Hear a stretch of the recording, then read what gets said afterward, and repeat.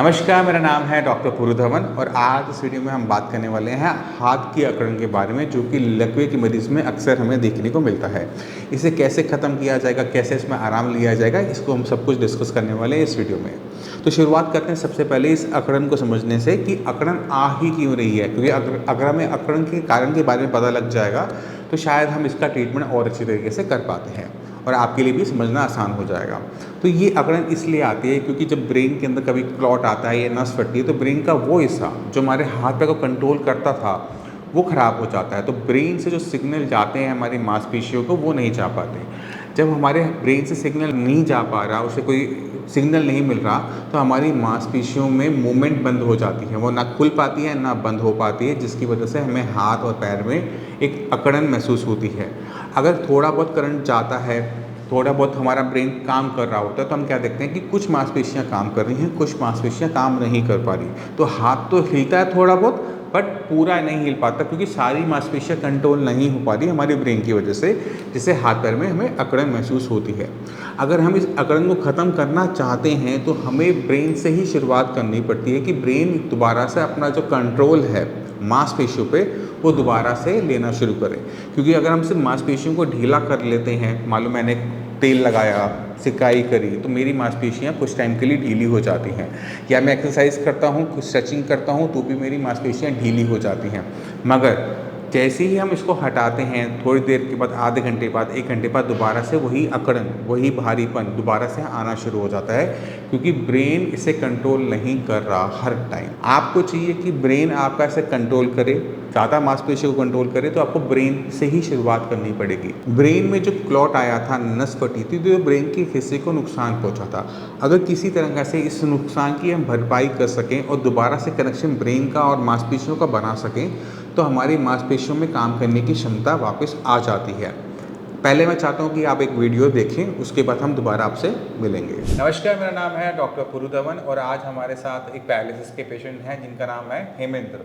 हेमेंद्र, कहाँ रहते हो? मानेसर। मानेसर। अच्छा, ये पैरालिसिस कब हुआ था हमें? 17 अगस्त 2020 में। 2020 में हुआ था। अब 3 साल होने वाले हैं। हाँ जी। साइंस इंजीनियरिंग से ट्रीटमेंट लेते हुए कितना टाइम हो गया? 2 महीने। 2 महीने। 2 महीने में आपको अपनी बॉडी के अंदर क्या सुधार नजर आया? बोलने में काफ़ी फर्क है। थोड़ा सा रह गया बट वो हो हाँ जाएगा। जी। और लिखने में बहुत मूवमेंट आएगी। लिखने में इम्प्रूवमेंट आ गई है, हाँ। लिख पा रहे हो अब हाँ सही जी। से? अब काम क्या करते हो आप? मैं कंपनी में था HR। कंपनी में HR थे, तो वहाँ पे काम कंप्यूटर पे था? कंप्यूटर पे काम था। तो कंप्यूटर की प्रैक्टिस कर रहे हो? करता हूँ। पहले से बेटर हुआ टाइपिंग? हाँ जी। ठीक है। पैर में क्या सुधार है?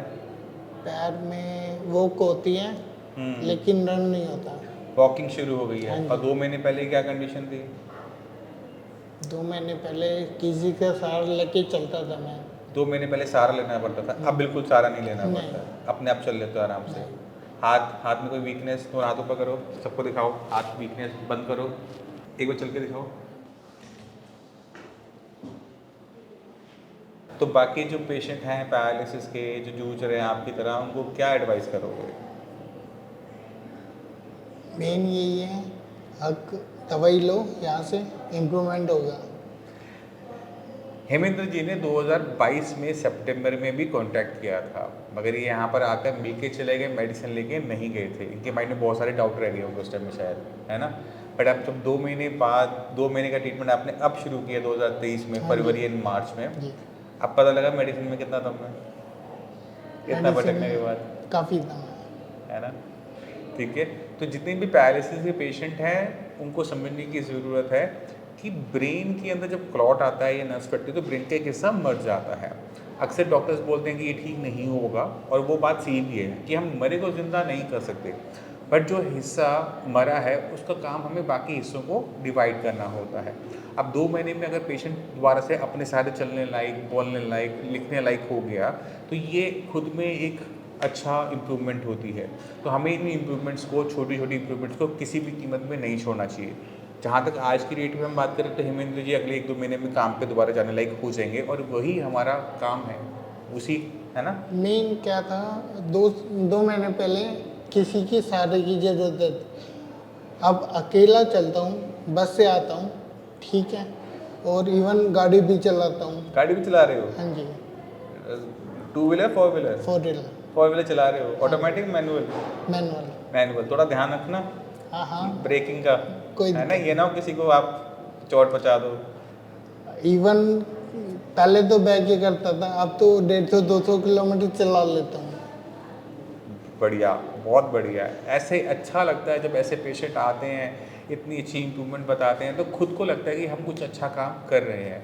और ये बहुत ज़रूरी होता है किसी भी डॉक्टर के लिए, क्योंकि अवार्ड ट्रॉफी डॉक्टर्स के लिए लेना बहुत आसान काम होता है, मगर जब अच्छे पेशेंट जब ठीक होता है ना, उससे बढ़िया ना खुशी होती है ना कोई अवार्ड होता है। पहले क्या था, 2 व्हीलर पे जब चलते थे ना तो कॉन्फिडेंस नहीं आता था। अब 2 व्हीलर थोड़ा चलाते हैं लेकिन चलाते हैं। चलाते हो, हाँ जी। गिरने का डर तो नहीं लगता उसमें? डर तो लगता है। हाथ में भी ऐसे तो नहीं ना कि ब्रेक लेट लगती हो? नहीं, वो दिक्कत नहीं आती, दिक्कत ये आती है हाथ टाइम पे ब्रेक लगेगी नहीं लगेंगे, मैं वो इसलिए तो क्या पूछ रहा हूँ आपसे, क्योंकि हाथ में वाइब्रेशन है अभी। हाथ में वाइब्रेशन है। हाँ जी। बट अभी आप कोशिश करो कि आप खुले में चलाओ ग्राउंड में, क्योंकि किसी को और को नुकसान ना पहुँचे। अभी तो ग्राउंड में ही चलाता हूँ। ग्राउंड में चला रहे हो अभी, और गाड़ी भी ग्राउंड में चला रहे हो, सड़क पे चला रहे हो? सड़क पे, सड़क पे चला रहे हो, हाईवे पे, मनेसर हाईवे, गुड़गांव मनेसर हाईवे। मानेसर मेहंदीगढ़। अच्छा, मनेसर से मनेसरगढ़, ठीक है।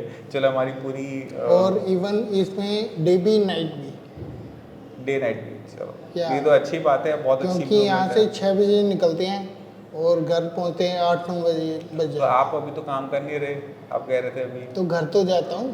तो जॉब से जा रहे हो, काम हाँ। कर रहे हो अभी? नहीं, हाँ। वाइफ कर रही है जॉब। तो उनको लाना ले जाने वाला काम कर रहे हो? हाँ, यही कि बच गया। चलो, अच्छा है ना, टाइम मिल गया, जी। ठीक है। बट हाँ, ख़त्म होने वाला है, थोड़ी सी अपनी मेहनत करो, आप जितना हो सके रनिंग। अभी आपने थोड़े से लेदर शूज़ पहने हुए हैं, स्पोर्ट्स शूज़ डालो, और पार्क में, रोड पे, कहीं पर भी अपनी रनिंग वाले पार्ट को टाइम दो। तो गाड़ी जब चलाओगे, 1.5 घंटा 2 घंटा गाड़ी चलाते हो, उसमें आपकी एक्सरसाइज बंद हो जाती है। हमें वो टाइम लगाना है अपने आप पर, ठीक है। तो अपना जो टाइम है उसको सही से यूटिलाइज करते हुए रनिंग पे, कि थोड़ा सा अभी हल्का सा झटका लगता है जब आप चलते हो, वो ख़त्म हो जाना चाहिए। मेन दिक्कत आती है कॉन्फिडेंस की। वो बैलेंस जब ढंग से बनेगा वो हो जाएगा। वो जो हल्का सा आपको लगता है ना चलते समय कि पैर इधर लेफ्ट राइट जा रहा है, मैं उसी चीज़ की बात कर रहा इवन कल ये भी किया था, जैसे रोड क्रॉस करना होता है ना, हूँ। तो वो भी किया था वो मैंने। तो हो जाएगी, वो तो आराम से हो जाएगी। कैसे हो जाएगा? वो तो आप रनिंग रोड में नहीं होगा, रनिंग नहीं हो पाएगी। तो रनिंग में किया था मैंने। रनिंग में किया था, हाँ जी। जैसे शेर पीछे पड़ जाए तो जिसको भागना ना आता वो भागना शुरू कर देता है, बिल्कुल। कल आपने वो वाला काम कर हाँ दिया। मत करना, ऐसे दौड़ लेना, ठीक है, ठीक है ना। ऐसे क्या होता है, एक्सीडेंट में सामने वाले गाड़ी वाले को नहीं पता ना कि आपको दिक्कत है, वो तो अपनी स्पीड से आ रहा है, उसको लगेगा कि आप भागोगे। लेकिन आपके हाथ तो काम करते हैं, उसको रुकने के लिए बोलोगे रुक जाएगा वो।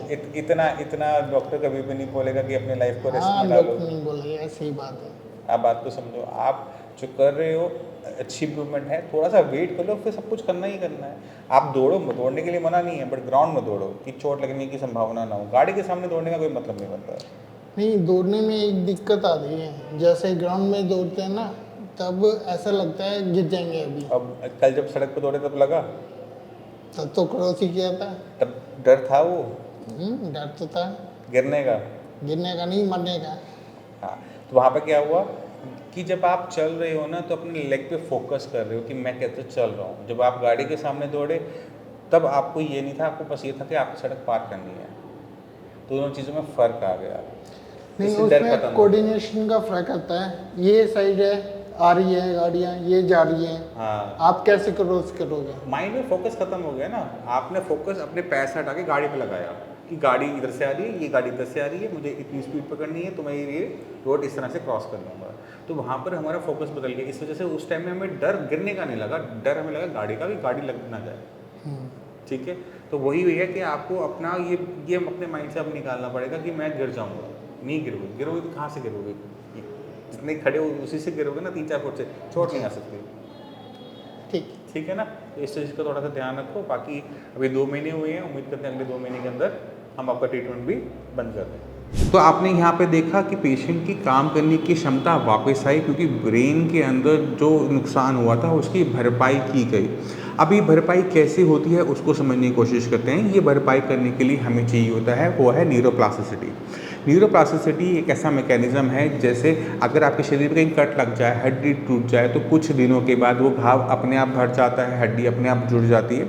इसी तरह से अगर हमारे ब्रेन के अंदर किसी भी वजह से नुकसान हो जाए, नस फट जाए या क्लॉट आ जाए, तो ब्रेन में हुए नुकसान की भरपाई भी अपने आप होती है, और इसे हम कहते हैं न्यूरोप्लास्टिसिटी। ये न्यूरोप्लास्टिसिटी हर पैरालिसिस पेशेंट में देखने को मिलती है। अगर आपको आज की तारीख में लकवा हुआ है, तो दिसंबर तक आपके ब्रेन के अंदर इम्प्रूवमेंट चलेगी, और जिसकी वजह से आपकी कोई भी क्षमता कुछ हद तक वापस आ जाती है। और बहुत सारे केसेस ऐसे होते हैं जहाँ पे पूरी क्षमता वापस आ भी जाती है। अगर ये 6 महीने बीत गए और उसके बाद भी आपके अंदर इम्प्रूवमेंट की स्कोप है, मतलब आप पूरे ठीक नहीं हुए, तब ये दिक्कत पैदा होती है कि पेशेंट में इम्प्रूवमेंट नहीं आती, चाहे आप जितनी मर्जी फिजियोथेरेपी करवा लो, जितनी मर्जी मेडिसिन खा लो, जितनी मर्जी आप किसी के भी चक्कर लगा लो, क्योंकि ब्रेन के अंदर जो नेचुरल तरीके से जो न्यूरोप्लास्टिसिटी हो रही थी वो बंद हो जाती है। इसके बाद किसी भी टाइप का ट्रीटमेंट आपको रिजल्ट नहीं दे पाता। अगर हमने पेशेंट के अंदर इम्प्रूवमेंट दोबारा से लेकर आनी है, जो रुकी हुई इम्प्रूवमेंट है उसे दोबारा से शुरू करना है, तो हमें दोबारा से ब्रेन के अंदर न्यूरोप्लास्टिसिटी को चालू करना पड़ेगा। अब ब्रेन के अंदर न्यूरोप्लास्टिसिटी क्या मैकेनिज्म है उसको समझने की कोशिश करते हैं। हमारे न्यूरॉन सेल्स आपस में एक दूसरे से जुड़े हुए होते हैं, जो कि आप अपनी स्क्रीन पर थोड़ा सा देख पा रहे होंगे। ये न्यूरॉन सेल्स आपस में एक दूसरे को ना करंट देते रहते हैं। करंट देने का मतलब है ये एक दूसरे को इन्फॉर्मेशन देते रहते हैं। ये इन्फॉर्मेशन पास करते हैं, प्रोसेस करते हैं, इवेल्युएट करते हैं और हमारी बॉडी को वो रन करते हैं। इनकी प्रोसेसिंग अलग होने की वजह से हर इंसान दूसरे इंसान से अलग होता है, सोचने का तरीका अलग होता है, बात करने का तरीका अलग होता है, क्योंकि हर किसी के पास ये जो न्यूरॉन सेल्स है, ये ब्रेन है, ये डिफरेंट है और इनके काम करने का तरीका भी डिफरेंट होता है। अब हमें चाहिए कि अपने ब्रेन के अंदर इस तरह से विकास करें कि हमारी खोई हुई क्षमता वापस आए। तो ब्रेन की डेवलपमेंट को हम समझने की कोशिश करेंगे कि ब्रेन कैसे डेवलप होता है। आप किसी प्रोफेशन में होंगे, आप हो सकता है कि मैथ्स पढ़ाते हैं या मैथ्स के टीचर हैं या मैथ्स के स्टूडेंट हैं, तो आप अगर मैथ्स ज़्यादा पढ़ते हैं करते हैं तो आप मैथ्स में बहुत अच्छे हो जाते हैं, मगर वहीं पर आपको केमिस्ट्री नहीं आती क्योंकि आपका उसमें इंटरेस्ट नहीं है, ना आप उसे करते हैं। आप मैथ में तो अच्छे हो गए, केमिस्ट्री में अच्छे क्यों नहीं हुए? क्योंकि हमने मैथ पे प्रैक्टिस की थी, हमने बार बार किया था, तो हमारे ब्रेन ने अपने आप को मैथ्स के लिए बहुत अच्छा बना लिया। तो हमने उसको ज़रूरत बना के दी मैथ्स की और उसने अपने अंदर इम्प्रूवमेंट लेकर आई। ये डेवलपमेंट तरीका होता है हमारे ब्रेन का। इसी तरह से अगर आप कोई और चीज़ को इमेजिन करने की कोशिश करो, कोई और एग्जांपल लो, मान लो कि आप प्लेन उड़ाते हो, पायलट हो, तो आप प्लेन उड़ाने में अच्छे होगे, बट इसका मतलब ये नहीं है कि आप स्पोर्ट्स कार भी अच्छी चला पाओगे। तो ये क्यों हो पाता है? क्योंकि हमने अपने ब्रेन को इस पर्टिकुलर चीज़ के लिए डेवलप किया है over the period of time. इसलिए हम हमेशा कहते हैं कि प्रैक्टिस करो, और हमारे बड़े बूढ़े लोग भी ये कहते थे कि आपको कोई जिस चीज़ में महारत हासिल करनी है उस पर आप लगे रहो, मेहनत करते रहो। तो जितनी मेहनत आप करोगे उतना ही हमारा ब्रेन उस चीज़ को लेकर अच्छा हो जाता है। ये तो आपको समझ में आ गया। अब एक लकवे का मरीज़ है, उसका हाथ और पैर नहीं चल पा रहा, उसके हाथ पैर में टाइटनेस आ गई है। अगर मैं सोचूं कि मैं उसको यहाँ पर मशीन लगा दूंगा, यहाँ पे पैड लगा दूंगा और उससे ताकत आ जाएगी, सोच के देखो, आएगी नहीं आएगी? नहीं आएगी। यहाँ की मांसपेशियाँ तो मसल स्टिमुलेटर की हेल्प से ठीक रहेंगी, टेंस की मदद से दर्द कम हो जाएगा, बट उसमें काम करने की क्षमता नहीं आ पाती। तो क्या होता है कि पेशेंट सही ट्रीटमेंट की ना मिलने की वजह से भटक जाता है। आप मसल स्टिमुलेटर यूज़ कर सकते हो, टेंस यूज़ कर सकते हो, बट आपको जो एक्सरसाइज है वो करनी पड़ेगी। मगर दिक्कत क्या है, जैसे मैंने पहले बताया कि न्यूरोप्लास्टिसिटी सिर्फ 6 महीने काम करती है। 6 महीने के बाद इसका जो असर है वो बहुत कम हो जाता है, ना के बराबर हो जाता है, और पेशेंट में इम्प्रूवमेंट नहीं आ रही होती। तो हमें क्या करना पड़ता है, हमें ब्रेन के अंदर न्यूरोप्लास्टिसिटी को पहले स्टार्ट करना पड़ता है कि ठीक है, ब्रेन सीखने लायक बन जाए। जब वो सीखने लायक बन जाता है तो हमें वो एक्सरसाइज करनी पड़ती है जिससे जो मसल्स हैं उस पर ब्रेन का कंट्रोल आ जाए। मांसपेशी हिल तो रही है, मांसपेशी को तो कोई नुकसान हुआ ही नहीं, ना वो फटी है, ना वो टूटी है, ना कोई चोट लगी, ना हड्डी टूटी, बट फिर भी जो ब्रेन उसे कंट्रोल नहीं कर पा रहा। तो ब्रेन पे हमें इम्प्रूवमेंट करनी है, ब्रेन पे ही हमने काम करना है। तो ब्रेन दोबारा से जब उसे कमांड लेना शुरू करता है तो हमारी जो मूवमेंट है वो आती है, स्पास्टिसिटी ख़त्म होती है। अगर स्पास्टिसिटी आपने परमानेंट तरीके से ख़त्म करनी है, यही तरीका है। अगर आपने टेम्परेरी ख़त्म करनी है, कुछ टाइम का आराम चाहिए, तो वो भी लाया जा सकता है। उसके लिए हमें करना होता है वो है हीट का यूज़। हमारी जो मांसपेशियाँ हैं वो टेम्परेचर को लेकर सेंसिटिव होती हैं। टेम्परेचर को लेकर सेंसिटिव मतलब अगर हम अपनी किसी भी मांसपेशी पे मालिश करते हैं तो क्या होता है, हीट जनरेट होती है, गर्माहट पैदा होती है, और गर्माहट की वजह से हमारा हाथ जो टाइट था वो लूज़ हो जाता है।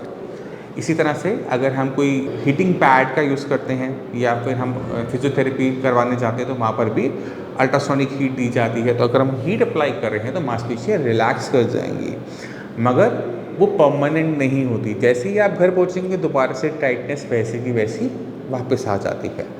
क्यों? क्योंकि कंट्रोल हमारा ब्रेन का हमारी मांसपेशियों के साथ नहीं है।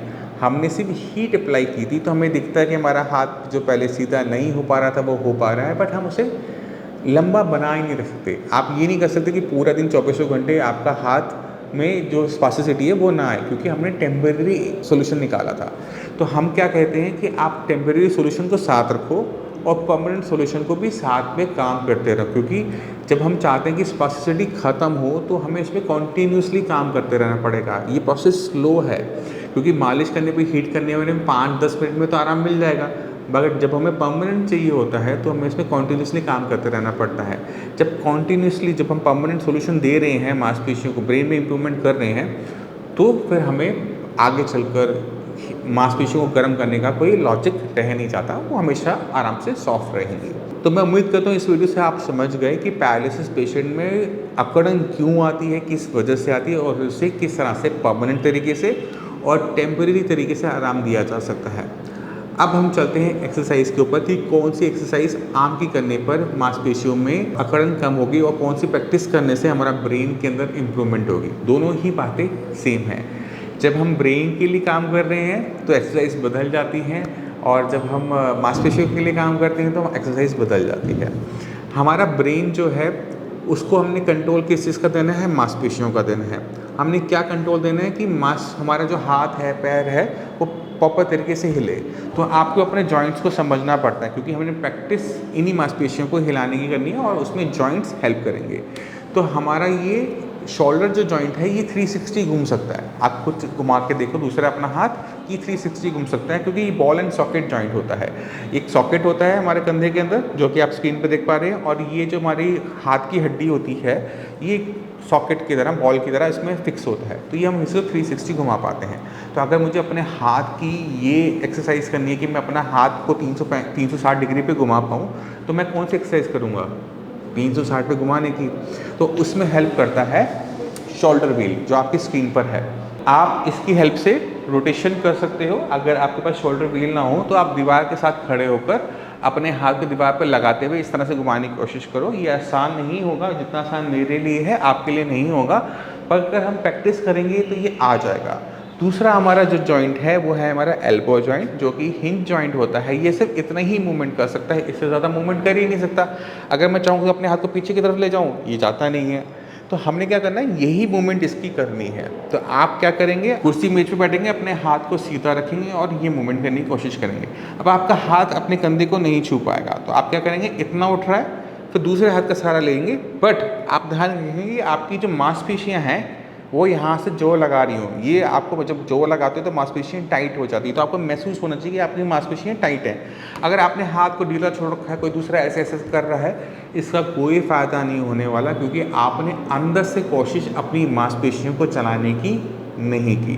तो हम क्या करेंगे, जितना वो अपने आप उठा ठीक है, जहाँ उसको सहारे की ज़रूरत है तो हल्का सहारा देंगे कि हाथ जाए, मगर कहाँ से, यहीं से, यहाँ से नहीं, क्योंकि हम सहारा दे रहे हैं, करवा नहीं रहे हैं। तो हमने इन चीज़ों का ध्यान रखना है। तो अगर हम ये एक्सरसाइज, 2 एक्सरसाइज जो मैंने आपको बताई, एक तो शोल्डर व्हील वो करेंगे, दूसरा हम अपनी ये मूवमेंट करेंगे, तो इससे हमारी 2 मेजर जॉइंट की प्रॉब्लम सॉल्व हो जाती है।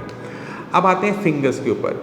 जब आपकी ये 2 मेजर जॉइंट्स में इंप्रूवमेंट आ जाती है, उसके बाद ही आपकी फिंगर्स में मूवमेंट आने के चांसेस होते हैं। और फिंगर में मूवमेंट लेकर आना बहुत कठिन होता है, क्योंकि इसमें बहुत ज़्यादा मेहनत लगती है। अब इसको किस तरह से हम लेकर आ सकते हैं, इसको हम अगली वीडियो में बनाएंगे, क्योंकि इस वीडियो के लिए ये बहुत लंबा हो जाएगा और आपके समझ में भी कम आएगा। तो इसी के साथ इस वीडियो को ख़त्म करते हैं, मिलते हैं अगली वीडियो में, तब तक के लिए नमस्कार।